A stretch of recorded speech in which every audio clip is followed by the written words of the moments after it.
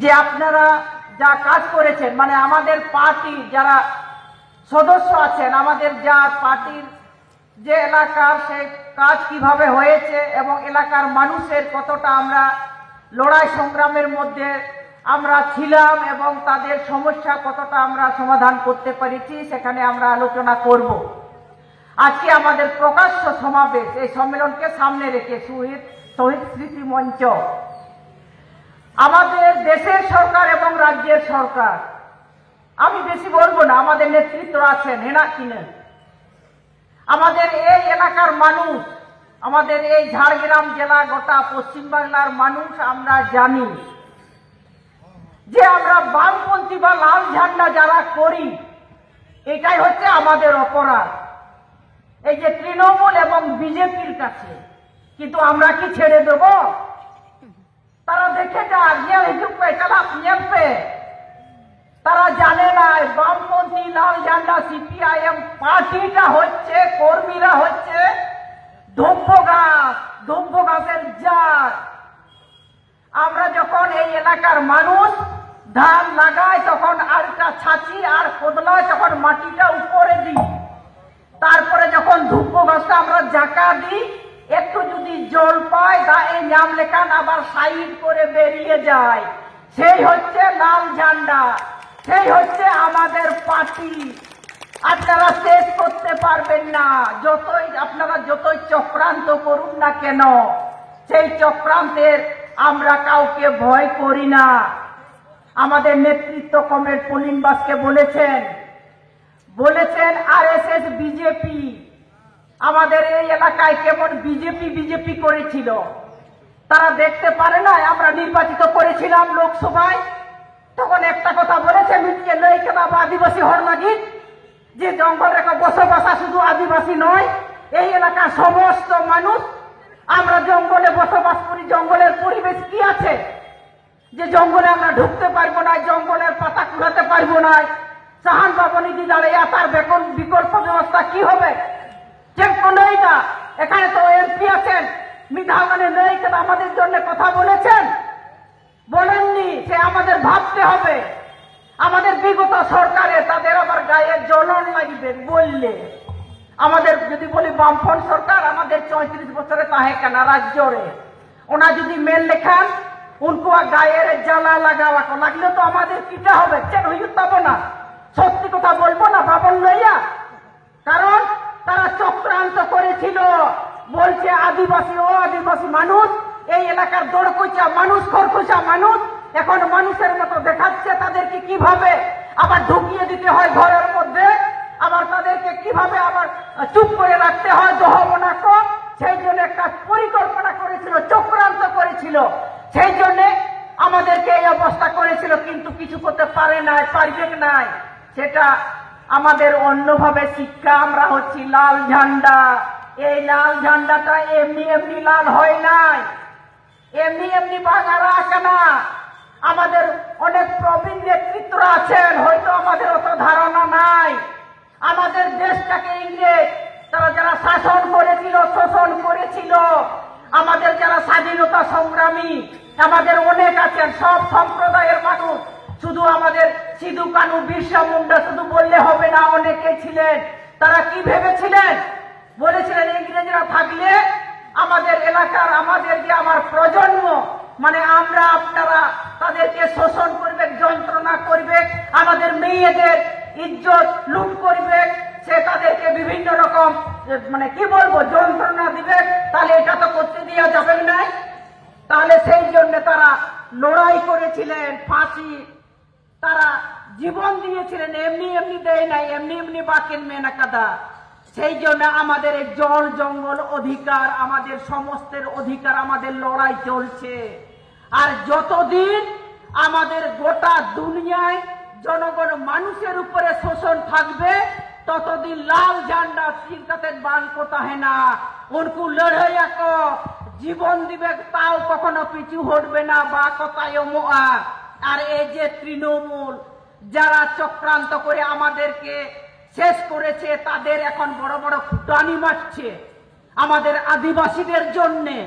বলছে আপনাদের সব আমরা দিচ্ছি, লক্ষ্মী ভান্ডার অমুক কিছু, আমরা কোনো কিছু বিরোধিতা করব না।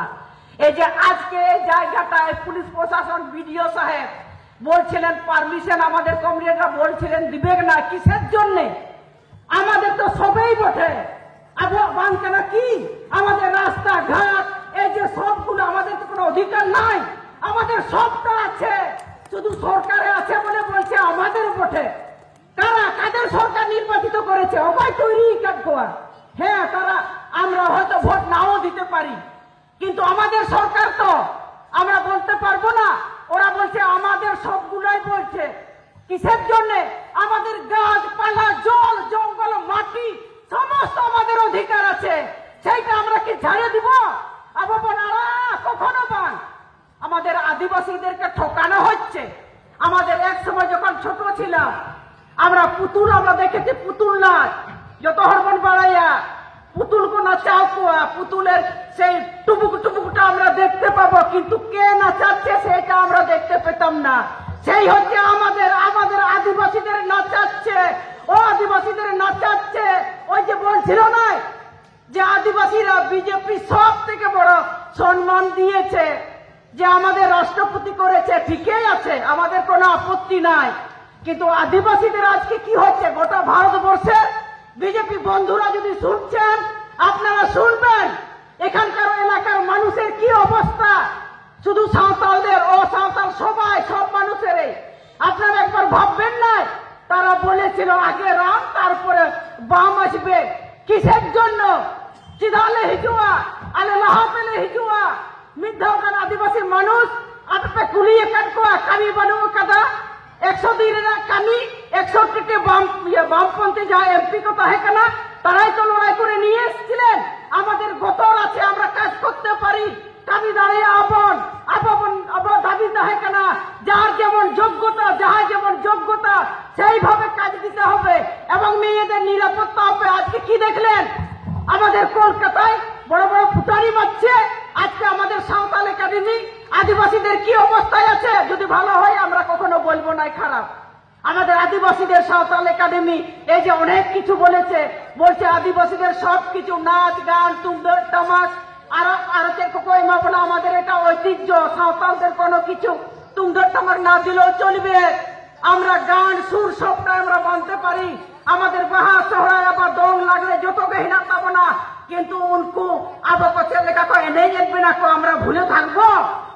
আমাদের অধিকারটা আমরা আদায় করবো না, লড়াই করবো না? তারা বলছে তোমরা চুপচাপ থাকো, হেক্টরা কো লইলিদা মেন্ডা কো ধীর করতে তাহেন পে আপে দলিত তো চেহারা লইয়া চোরাগুলা, চোরগুলা আমাদের টাকা পয়সা লুট করেছে, পাহাড়ের মতো, ডুবরির মতো তারা ইয়ে করছে। আর আজকে বলছে আমরা দিচ্ছি লক্ষ্মী ভান্ডার, বাপের জমিদারি খরকয়ে মাবন কেনা না, আমাদের পাহাড়টা কাটিয়েছে, রোজগার করেছে, ড্রেনটা ঝাড় দিয়েছে। আমাদের রাজ্যের যারা মন্ত্রী এমএলএ যারা আছে, তৃণমূলের যারা নেতা মন্ত্রী আছে, যারা এখানকার তৃণমূলের কর্মী, বিজেপির কর্মী, তারা বড় বড় ফুটানি করছে আমরা দিচ্ছি, আমাদের সঙ্গে না আসলে কাজ দিব না। জমিদারি বাপের সম্পত্তি পেয়েছে, আমাদেরকে সেটা আমাদের দয়ার দান করছে। কখনো না, আমাদের লড়াই করে আমাদের আদায় করতে হবে। আমাদের আজ ওরা রুখতে পারবে না। তারা জানে না জলটাকে যখন আমরা মারি তখন ফাঁক হয়ে যায়, তারপরে জলটা আবার ওখানে পূরণ হয়ে যায়। আমাদের অনেক দুঃখ আছে, কষ্ট আছে। একজন কমরেডকে হারালে আমাদের অনেক কষ্ট আছে, অনেক যন্ত্রণা নিয়ে আমরা এসেছি। আমরা কখনো এটা ভুলে যাব না। আমাদের তৃণমূল এবং বিজেপি তারা আমাদের রুখতে পারবে না। আমাদের ভয় দেখিয়ে তারা চুপ করে থাকতে আমাদের রাখতে পারবে না। ঘরের মধ্যে আমরা বেরিয়ে যাব ধূপ গাছের মতো। একটু সেই জন্যে আগামী দিন আমাদের লড়াই করতে হবে। আমাদের অধিকার জন্যে আমরা কেউ কারো কোনো তাদেরকে নিন্দা করছি না, নীতির বিরুদ্ধে আমরা লড়াই করছি। তাদের নীতিটা হচ্ছে বড় কি বলবো, তাদের নীতিটা হচ্ছে তাদের নীতি। সেই জন্যই তো তারা টাকা পয়সা চুরি করছে, খাচ্ছে, আর আমাদেরকে সেই কি বলবো সেই তাদের মতো ফেলে দিচ্ছে। এটা কোনো আমাদের ইয়া নাই, মান সম্মান নাই। তাদের পেছনে পেছনে ঘুরবো, আমাদের সঙ্গে যেতে হবে, কাজ দিব।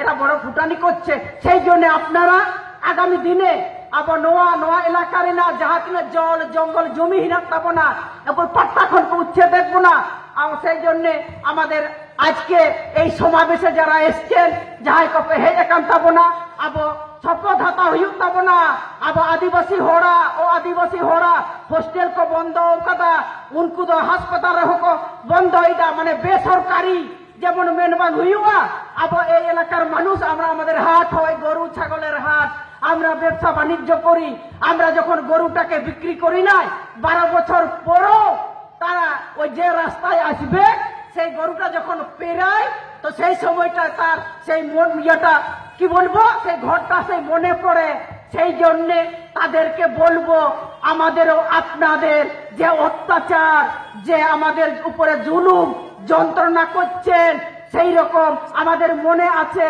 আমরা একদিন না একদিন আমরা ঠিক আমরা ফিরে আসবই এবং সেই জন্য বলছি আপনারা ফিরে যাবেন এবং আগামী দিন শপথ নিয়ে আমাদের এই এলাকার মানুষের শান্তি পরিবেশ আমরা সবথেকে বড় আমাদের পরিবেশ আমাদের কোনো বিভাজন নাই আমরা সমস্ত মানুষ একসঙ্গে বসবাস করব আমাদের শিল্পীরা গান গেয়েছেন আমরা কখনো মানুষের আমরা কি বলবো বিচার করি না আমরাই হচ্ছে মানুষ আমাদের সব মানুষের একই আমাদের চাহিদা সেই চাহিদাটা আমরা সবাই ঐক্যবদ্ধভাবে লড়াই করলে তবেই আমরা আদায় করতে পারবো এবং পরিবেশ এবং আমাদের আগামী দিনের চলার পথ আবহাওয়া হিজুক কাম দিয়ে ভাগিটিকে তাহেন লাগি সবাই ঐক্যবদ্ধভাবে আমরা একভাবে চলবো হয়তো আমাদের মত পার্থক্য থাকতে পারে কিন্তু চাওয়া পাওয়া সমস্ত মানুষের এক শিক্ষা স্বাস্থ্য বাস্তব খাদ্য আমাদের সব মানুষের এবং এলাকার পরিবেশ শান্তি সেটা আমাদের সবার দরকার